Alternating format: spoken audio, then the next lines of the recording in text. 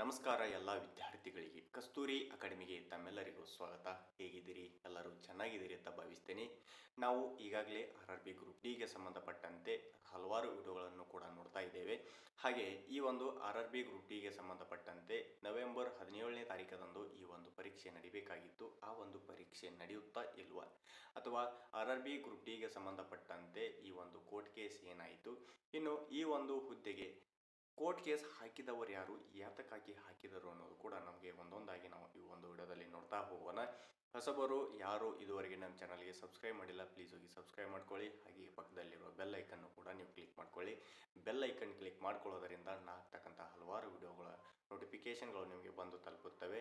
ಜೊತೆಗೆ ಡಿಸ್ಕ್ರಿಪ್ಷನಲ್ಲಿ ಕೊಟ್ಟಂಥ ವಾಟ್ಸಪ್ ಮತ್ತು ಟೆಲಿಗ್ರಾಮ್ ಲಿಂಕಿಗೆ ಕೂಡ ನೀವು ಜಾಯ್ನ್ ಆಗ್ಬೋದು. ಅಲ್ಲಿನೂ ಕೂಡ ನಾನು ಲಿಂಕನ್ನು ಶೇರ್ ಮಾಡ್ತೀನಿ ಅಂತ ಹೇಳ್ತಾ, ಯಾಕೆ ಇಷ್ಟು ದಿನ ಆದರೂ ನೀವು ವಿಡಿಯೋಗಳನ್ನು ಹಾಕಿಲ್ಲ ಸರ್ ಅಂತಂದರೆ, ಕೆಲವು ಕಾರಣಾಂತರಗಳಿಂದ ನಾವು ವಿಡಿಯೋಗಳನ್ನು ಹಾಕಿಲ್ಲ. ಹಾಗಾಗಿ ಪ್ರತಿನಿತ್ಯವಾಗಿ ನಾವು ಈ ಒಂದು RRB ಗ್ರೂಪ್ ಡಿಗೆ ಸಂಬಂಧಪಟ್ಟಂತೆ ಆಗಲಿ, ಇತರೆ ಯಾವುದೇ ಮಾಹಿತಿಗಳಿಗೆ ಸಂಬಂಧಪಟ್ಟಂತೆ ಆಗಲಿ ನಾವು ಪ್ರತಿನಿತ್ಯ ವಿಡಿಯೋಗಳನ್ನು ಕೂಡ ಮಾಡ್ತಾ ಇದ್ದೇವೆ. RRB ಗ್ರೂಪ್ ಡಿಗೆ ಸಂಬಂಧಪಟ್ಟಂತೆ ನಾವು ಕ್ಲಾಸ್ಗಳನ್ನು ಕೂಡ ಆರಂಭ ಮಾಡ್ತಾ ಇದ್ದೇವೆ. ಹಾಗಾಗಿ ಮೊದಲಿಗೆ ನಾವು ಏನನ್ನ ನೋಡೋಣ ಅಂತಂದರೆ, ಈ ಒಂದು RRB ಗ್ರೂಪ್ ಡಿಗೆ ಕೇಸ್ ಹಾಕಿದವರು ಯಾರು, ಯಾತಕ್ಕಾಗಿ ಹಾಕಿದರು ಅಂತೇಳಿ ನಾವು ಒಂದೂ ನೋಡಿಲ್ಲ. ಈ ಒಂದು RRB ಗ್ರೂಪ್ ಡಿಗೆ ಸಂಬಂಧಪಟ್ಟಂತೆ ಇಲ್ಲಿ ಇಬ್ಬರಿಗೆ ಜಗಳವಾಗ್ತಿದೆ. ಯಾರ್ಯಾರಿಗೆ ಅಂತಂದ್ರೆ SSLC ಮತ್ತು ITI ಆದವರಿಗೆ ಸಂಬಂಧಪಟ್ಟಂತೆ. ITI ಆದವರು ಮತ್ತು SSLC ಇಲ್ದವರು ಯಾಕೆ ಸರ್ ಜಗಳ ಮಾಡ್ತಿದ್ದಾರೆ ಅಂತಂದ್ರೆ, ಈ ಒಂದು RRB ಗ್ರೂಪ್ ಡಿಯಲ್ಲಿ ಟೆಕ್ನಿಕಲ್ ಅಂತಂದ್ರೆ ನಾವು ITIನೇ ಆಗಲಿ ಅಥವಾ ಡಿಪ್ಲೊಮಾನೇ ಆಗಲಿ ಅಥವಾ ಇಂಜಿನಿಯರಿಂಗ್ನೇ ಆಗಲಿ ಇವರಿಗೆ ಸಂಬಂಧಪಟ್ಟಂತೆ ಅಂತೇಳಿ ನಾವು ನೋಡ್ತೀವಿ. ಆದರೆ ಇಲ್ಲಿ ಅಪ್ಲಿಕೇಶನ್ ಕರೆದಾಗ ಈ ಒಂದು ಹುದ್ದೆಗೆ SSLCದವರು ಕೂಡ ಅಪ್ಲಿಕೇಶನನ್ನು ಹಾಕ್ಬೋದು, ಇನ್ನು ITIದವರು ಕೂಡ ಅಪ್ಲಿಕೇಶನನ್ನು ಹಾಕ್ಬೋದು ಅಂತೇಳಿ ಹಾಕಿದ್ರು. ಇನ್ನು ಕೆಲವೊಂದು ಅದರೊಳಗೇನು ಪೋಸ್ಟ್ಗಳನ್ನ ಏನನ್ನು ಹೊಡೆದಿದ್ರು ಅಂದರೆ, ಕೆಲವೊಂದಿಷ್ಟು ಮೀಸಲಾತಿಯನ್ನು SSLCದವ್ರಿಗೆ ಇಟ್ಟಿದ್ರು, ಇನ್ನು ಕೆಲವೊಂದಿಷ್ಟನ್ನು ITIದವ್ರಿಗೆ ಇಟ್ಟಿದ್ರು. ಹೆಂಗಂತಂದ್ರೆ ಟೆಕ್ನಿಕಲ್ ಕೆಲವೊಂದಿಷ್ಟು ಪೋಸ್ಟ್ಗಳು ITI ಮುಗಿಸಿದಂಥ ಅಭ್ಯರ್ಥಿಗಳಿಗೆ ಮಾತ್ರ ಎಲಿಜಿಬಲ್ ಅಂತೇಳಿ ನಾವು ಅಪ್ಲಿಕೇಶನ್ ಹಾಕುವಾಗ ನೋಡ್ತಿದ್ವಿ. ಇನ್ನು ಕೆಲವು ಪೋಸ್ಟ್ಗಳು SSLC ಮುಗಿಸಿದಂಥ ಅಭ್ಯರ್ಥಿಗಳಿಗೆ ಮೀಸಲು ಅಂತೇಳಿ ನಾವು ನೋಡ್ತಿದ್ವಿ. ಆದರೆ ಇಲ್ಲಿ SSLC ಮುಗಿಸಿದವರಿಗೆ ಎಲ್ಲ ಜಾಸ್ತಿ ಪೋಸ್ಟ್ಗಳಿದ್ದಾವೆ, ಇನ್ನು ITI ಮುಗಿಸಿದವರಿಗೆ ಕೇವಲ ಟೆಕ್ನಿಷಿಯನ್ ಪೋಸ್ಟ್ ಅಂತಂದರೆ ಕಡಿಮೆ ಪೋಸ್ಟ್ಗಳಿದ್ದಾವೆ ಅಂಥೇಳಿ ಇಲ್ಲಿ ITI ಇದ್ದಂಥ ಅಭ್ಯರ್ಥಿಗಳು ಏನು ಮಾಡಿದ್ರು ಅಂದರೆ ಒಂದು ಕೋರ್ಟಿಗೆ ಕೇಸನ್ನು ಮಾಡಿದರು. ಆ ಕೋರ್ಟ್ ಕೇಸಿನ ಮುಖಾಂತರ ಏನು ಮಾಡಿದ್ರಪ್ಪ ಅಂದ್ರೆ, ಇದು ಕೇವಲ ITI ಮುಗಿದಂಥ ಅಭ್ಯರ್ಥಿಗಳಿಗೆ ಈ ಒಂದು ಪೋಸ್ಟ್ಗಳನ್ನು ಮೀಸಲಾಗಿಡಬೇಕು, ಇನ್ನು SSLC ಮುಗಿದಂಥ ಅಭ್ಯರ್ಥಿಗಳಿಗೆ ಈ ಒಂದು ಪೋಸ್ಟ್ಗಳು ಮೀಸಲಾತಿ ಆಗಬಾರ್ದು ಅಂತೇಳಿ ಅವರು ಕ್ವೆಶ್ಚನ್ನ ಹಾಕಿದರು. ನಾವು ಏನನ್ನ ನೋಡ್ತಾ ಇದೀವಿ ಅಂತಂದ್ರೆ, ದಿನನಿತ್ಯವಾಗಿ ವಿಡಿಯೋಗಳನ್ನು ನೋಡ್ತಾ ಇದ್ವಿ. ಹೆಂಗೆ ಬರ್ತಾವಂತಂದ್ರೆ, ಈ ಒಂದು ಕೋರ್ಟ್ ಕೇಸ್ ಏನಿತ್ತಪ್ಪ ಅಂದ್ರೆ 4ನೇ ತಾರೀಕಿಗಿತ್ತು, ಅದು ಇನ್ನು ಮುಂದೂಡಿಸಲಾಗಿದೆ ಅಂತೇಳಿ. ಇಲ್ಲಿ ನೋಡ್ರಿ, ಯಾವುದೇ ಹುದ್ದೆಗೆ ಸಂಬಂಧಪಟ್ಟಂತೆ ಆಗಲಿ ಇಲ್ಲಿ ಇಬ್ಬರು ಏನಾಗಿದ್ದಾರೆ ಅಂತಂದ್ರೆ ಎಲಿಜಿಬಲ್ ಆಗಿದ್ದಾರೆ. ಈ ಕಡೆ SSLCದವರಿಗೂ ಕೂಡ ಕೊಡಬೇಕು, ಇನ್ನು ಈ ಕಡೆ ITIದವರಿಗೂ ಕೂಡ ಕೊಡಬೇಕಂತೇಳಿ ಈಗಾಗಲೇ ತೀರ್ಮಾನವನ್ನು ಹೊರಡಿಸಿದ್ದಾರೆ.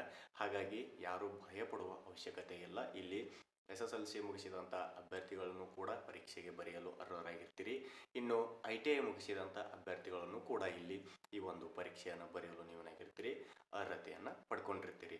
ನಾನು ಈಗಾಗಲೇ ನೋಡಿದ್ದೀನಿ, ಸಾಕಷ್ಟು ವಿದ್ಯಾರ್ಥಿಗಳು ಹಳ್ಳಿಯಿಂದ ಸಿಟಿಗೆ ಹೋಗಿ ಎಷ್ಟೋ ದುಡ್ಡನ್ನು ಖರ್ಚು ಮಾಡಿಕೊಂಡು ನೀವು ನಿಮ್ಮ ಒಂದು ರೂಮ್ ರೆಂಟ್ ಆಗಲಿ ಅಥವಾ ನಿಮ್ಮ ಒಂದು ಊಟದ ವ್ಯವಸ್ಥೆ ಆಗಲಿ ನೀವು ಈಗಾಗಲೇ ಕಷ್ಟಪಡ್ತಾ ಇದ್ದೀರಿ. ಕೆಲವು ವಿದ್ಯಾರ್ಥಿಗಳು ಪರೀಕ್ಷೆ ನಡೆದಿಲ್ಲ ಅಂತೇಳಿ ಹೇಳ್ತಿದ್ದಾರೆ. ದಯವಿಟ್ಟು ಹೇಳ್ತಾ ಇದ್ದೀನಿ, ಪ್ರತಿಯೊಂದು ಹುದ್ದೆಗೆ ಇಲ್ಲಿ ಪರೀಕ್ಷೆ ನಡೆಯುತ್ತೆ.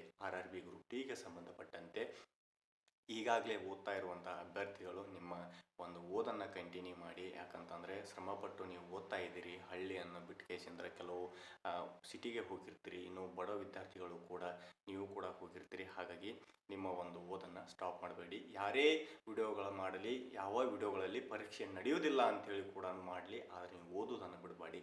ಯಾಕಂದರೆ ಈ ಒಂದು RRB ಗ್ರೂಪ್ ಡಿ ನಮಗೆ ಕೈ ಬಿಡ್ತಪ್ಪ ಅಂದ್ರೆ, RRBಯಲ್ಲಿನ ಸಾಕಷ್ಟು ಹುದ್ದೆಗಳು ಈಗಾಗಲೇ ಕರೆದಿದ್ದಾರೆ.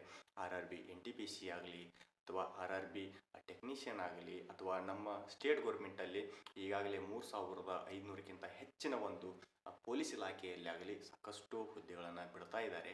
ಹಾಗಾಗಿ ನೀವು ಏನು ಈ ಒಂದು ಹುದ್ದೆಗೆ ಓದ್ತಾ ಇರ್ತಿರಲ್ಲ, ಇದರ ಜೊತೆಗೇನು ಕೂಡ ನಾವು ನಮ್ಮ ಸ್ಟೇಟ್ ಗೌರ್ಮೆಂಟ್ದು ಕೂಡ ಸ್ವಲ್ಪ ಓದ್ಕೊತ ಹೋಗಿ. ಯಾಕಂದರೆ ನಾವು ಓದೋದೆಲ್ಲ ಒಂದೇ, ಕ್ವೆಶನ್ಗಳು ಸ್ವಲ್ಪ ಬೇರೆ ಬೇರೆ ಇರ್ತಾವೆ. ಹಾಗಾಗಿ ಅವ್ರನ್ನೂ ಕೂಡ ನೀವು ಏನು ಮಾಡಿರಿ, ಪಾರ್ಟಿಸಿಪೇಟ್ ಮಾಡ್ಬೋದು. ಇನ್ನು ಕೆಲವು ವಿದ್ಯಾರ್ಥಿಗಳು ಏನನ್ನು ಕೇಳ್ತಾ ಇದ್ದೀರಿ ಅಂತಂದರೆ, RRB ಗ್ರೂಪ್ ಡಿ ಪರೀಕ್ಷೆ ನಡೆಯುತ್ತಾ ಇಲ್ಲ ಅಂತೇಳಿ. ನಾನು ಹೇಳಿದ್ದೀನಿ ಈಗಾಗಲೇ ಪರೀಕ್ಷೆ ನಡೆಯುತ್ತಾ ಅಂತೇಳಿ. ಇನ್ನು R R B group D ಈ ಒಂದು ಪರೀಕ್ಷೆ ನಡೀಲಿಲ್ಲ ಅಂತಂದ್ರೆ, ಒಂದ್ ವೇಳೆ ನಡೀಲಿಲ್ಲ ಅಂತಂದ್ರೆ ಈ ಒಂದು ಆರ್ ಆರ್ ಬಿ ಗ್ರೂಪ್ ಡಿಯಲ್ಲಿ ನಾವು ಈಗಾಗಲೇ ಅಪ್ಲಿಕೇಶನ್ ಹಾಕಿದಂತ ಒಂದು ಅಂಕಪಟ್ಟಿಯ ಆಧಾರದ ಮೇಲೆ, ಅದು SSLCನೇ ಆಗಲಿ ಅಥವಾ ITIನೇ ಆಗಲಿ, ಆ ಒಂದು ಅಂಕಗಳ ಮೇಲೆ ಆಧಾರದ ಮೇಲೆ ನಮ್ಗೆ ಆಯ್ಕೆ ಮಾಡ್ಕೋತಾರ ಅಂತ ಹೇಳಿ ಕೇಳ್ತಾ ಇದ್ರಿ. ಇಲ್ಲಿ ನೋಡ್ರಿ, ಯಾವುದೇ ಅಂಕಗಳ ಆಧಾರದ ಮೇಲೆ ನಮ್ಗೆ ಆಯ್ಕೆ ಮಾಡ್ಕೊಳ್ಳಲ್ಲ. ಮಾರ್ಕ್ಸ್ಗಳನ್ನ ಪಡಿತೀವಲ್ಲ, ಆ ಒಂದು ಆಧಾರದ ಮೇಲೆ ಏನ್ ಮಾಡ್ತಾರೆ, ಇಲ್ಲಿ ನಮ್ಗೆ ಆಯ್ಕೆ ಮಾಡ್ಕೋತಾರ. ಇಲ್ಲಿ ಸಾಕಷ್ಟು ವಿದ್ಯಾರ್ಥಿಗಳು ಏನಾಗಿದ್ದಾರೆ ಅಂದ್ರೆ ಅಪ್ಲಿಕೇಶನ್ ಅನ್ನ ಹಾಕಿದ್ದಾರೆ. ನಾವು ಅಂದೋಕ್ಕಿಂತ ನಮ್ಗಿಂತ ಮೇಲೆ ಇನ್ನು ಇದ್ದೇ ಇರ್ತಾರೆ. ಹಾಗಾಗಿ ನೀವೇನ್ ಮಾಡ್ರಿ, ನಿಮ್ಮ ಒಂದು ಓದನ್ನ ಆರಂಭ ಮಾಡ್ಕೊಳ್ಳಿ. ಇನ್ನು ಈ ಒಂದು R R B group D November 17ನೇ ತಾರೀಕದಂದು ಪರೀಕ್ಷೆ ನಡಿಬೇಕಾಗಿತ್ತು.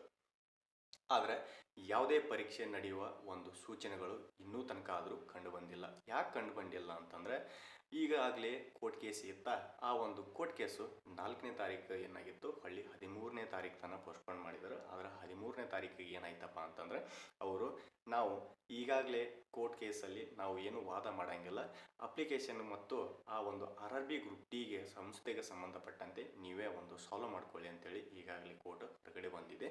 ಹಾಗಾಗಿ ಪರೀಕ್ಷೆ ಖಂಡಿತವಾಗಿ ನಡೀತದ. ಆದರೆ ನವೆಂಬರ್ 17ನೇ ತಾರೀಕಿಗೆ ಪರೀಕ್ಷೆ ನಡೆಯುವುದಿಲ್ಲ.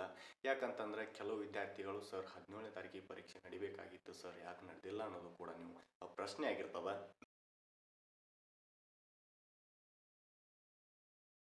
ಎಲ್ಲ ಕಡೆ ನೋಡ್ತಾ ಇದ್ದೀವಿ ನಾವು, ಪರೀಕ್ಷೆ ನಡೆಯುತ್ತೆ ಅಂತ ಹೇಳಿನೂ ಕೂಡ ಹೇಳ್ತಾ ಇದ್ದಾರೆ. ಆದ್ರೆ ಪರೀಕ್ಷೆ 17ನೇ ತಾರೀಕು ನಡೆಯಲ್ಲ. ಇದು ಮೋಸ್ಟ್ಲಿ ಡಿಸೆಂಬರ್ ತಿಂಗಳಲ್ಲಿ ನಡಿಬಹುದು ಅಂತೇಳಿ ಅನ್ಸುತ್ತೆ. ಯಾಕಂತಂದ್ರೆ ಯಾವುದೇ ನೋಟಿಫಿಕೇಶನ್ ಬಂದಿಲ್ಲ. ಒಂದು ವೇಳೆ ಡಿಸೆಂಬರಲ್ಲಿ ನಡೆಯೋದಾದ್ರೆ ಅಥವಾ ನವೆಂಬರ್ ಎಂಡಲ್ಲಿ ನಡೆಯೋದಾದ್ರೆ ನಿಮಗೆ 10 ದಿನ ಮುಂಚಿತವಾಗಿ ನಿಮಗೊಂದು ಇಂಟಿಮೇಷನ್ ಲೆಟರ್ ಬರ್ತದ, ಅಥವಾ ನಿಮಗೊಂದು ಮೆಸೇಜ್ ಬರ್ತದ, ಅಥವಾ ನಿಮ್ಗೆ 10 ದಿನ ಮುಂಚಿತವಾಗಿ ನಿಮ್ಮ ಒಂದು ಸಿಟಿ ಮತ್ತು ನಿಮ್ಮ ಒಂದು ಎಕ್ಸಾಮ್ ಡೇಟನ್ನು ಅನೌನ್ಸ್ಮೆಂಟ್ ನಿಮ್ಮ ಮೆಸೇಜ್ ಬರ್ತದೆ. ಅದರ ಮೇಲೆ ನಿಮಗೆ ಗೊತ್ತಾಗ್ತದೆ. 10 ದಿನ ಮುಂಚಿತವಾಗಿ ಬರ್ತಪ್ಪ ಅಂದ್ರೆ ಆ ಒಂದು ಡೇಟಿನ ಮುಖಾಂತರ ನಾವು ಡಿಸೆಂಬರಲ್ಲಿ ಪರೀಕ್ಷೆ ನಡೀತೈತೆ ಅಂತೇಳಿ ನಾವು ಅನ್ಕೋಬಹುದು. ಇನ್ನು ಯಾವಾಗ ಈ ಒಂದು ಪರೀಕ್ಷೆ ನಡೆಯುತ್ತೆ, ಯಾವಾಗ ನಡೆಯುತ್ತೆ ಅಂತಂದ್ರೆ ಡಿಸೆಂಬರಲ್ಲಿ ನಡಿಬಹುದು ಅಥವಾ ನಡಿಲಿಕ್ಕಿಲ್ಲ. 2026ರಲ್ಲಿ ಮಾತ್ರ ಕಂಪಲ್ಸರಿಯಾಗಿ ನಡೆಯುತ್ತೆ. ಹಾಗಾಗಿ ಆರ್ ಆರ್ ಬಿ ಗ್ರೂಪ್ ಡಿಗೆ ಸಂಬಂಧಪಟ್ಟಂತೆ ಈಗಾಗಲೇ ಸಾಕಷ್ಟು ವಿಡಿಯೋಗಳನ್ನು ಕೂಡ ನಾವು ನೋಡ್ತಾ ಇದ್ದೇವೆ. ಅಲ್ಲಿ ಹಲವಾರು ತರನಾಗಿ ಹೇಳಿದ್ದಾರೆ, ಆದರೆ ನಾವು ಇಲ್ಲಿ ಒಂದೊಂದಾಗಿ ಬಿಡಿಸಿ ಹೇಳಿದ್ದೇವೆ. ಇನ್ನು ಆರ್ ಆರ್ ಬಿ ಗ್ರೂಪ್ ಡಿಗೆ ಸಂಬಂಧಪಟ್ಟಂತೆ ನಾವು ಇವಾಗ ಸಂಪೂರ್ಣವಾಗಿ ಮಾಹಿತಿಯನ್ನು ಕೊಟ್ಟಿದ್ದೇವೆ. ಈಗಾಗಲೇ ನಾವು KPTCLಗೆ ಸಂಬಂಧಪಟ್ಟಂತೆನೂ ಸಂಪೂರ್ಣವಾಗಿ ಮಾಹಿತಿಯನ್ನು ಕೊಡ್ತಾ ಬಂದಿದ್ದೇವೆ. ಇಷ್ಟು ದಿನಗಳ ಕಾಲ ನಮ್ಮ ಒಂದು ಕಾರಣಾಂತರಗಳಿಂದ ನಾವು ವಿಡಿಯೋಗಳನ್ನು ಮಾಡಿ ಹಾಕಿಲ್ಲ. ಇನ್ಮೇಲೆ ಪ್ರತಿನಿತ್ಯವಾಗಿ ಕ್ಲಾಸ್ಗಳು ಕೂಡ ಆರಂಭವನ್ನು ಮಾಡ್ತಿದ್ದೇವೆ ನಾವು ಆರ್ ಆರ್ ಬಿ ಗ್ರೂಪ್ ಡಿಗೆ ಸಂಬಂಧಪಟ್ಟಂತೆ. ಹಾಗಾಗಿ ಯಾರು ಇನ್ನೂ ನಮ್ಮ ಚಾನಲ್ಗೆ ಸಬ್ಸ್ಕ್ರೈಬ್ ಮಾಡಿಲ್ಲ, ಪ್ಲೀಸ್ ಹೋಗಿ ಸಬ್ಸ್ಕ್ರೈಬ್ ಮಾಡ್ಕೊಳ್ಳಿ. ಈ ಒಂದು ವಿಡಿಯೋ ನಿಮ್ಗೆ ಏನಾದರೂ ಇಷ್ಟವಾದರೆ ಲೈಕ್ ಮಾಡಿರಿ, ಶೇರ್ ಮಾಡಿರಿ, ಸಬ್ಸ್ಕ್ರೈಬ್ ಮಾಡ್ಕೊಳ್ಳಿ ಅಂತ ಹೇಳ್ತಾ ಈ ವಿಡಿಯೋನ ನಾವು ಇಲ್ಲಿಗೆ ಮುಗಿಸ್ತಾ ಇದ್ದೀವಿ. ಮತ್ತೆ ಮುಂದಿನ ವಿಡಿಯೋದಲ್ಲಿ ಸಿಗೋಣ. ಧನ್ಯವಾದಗಳು.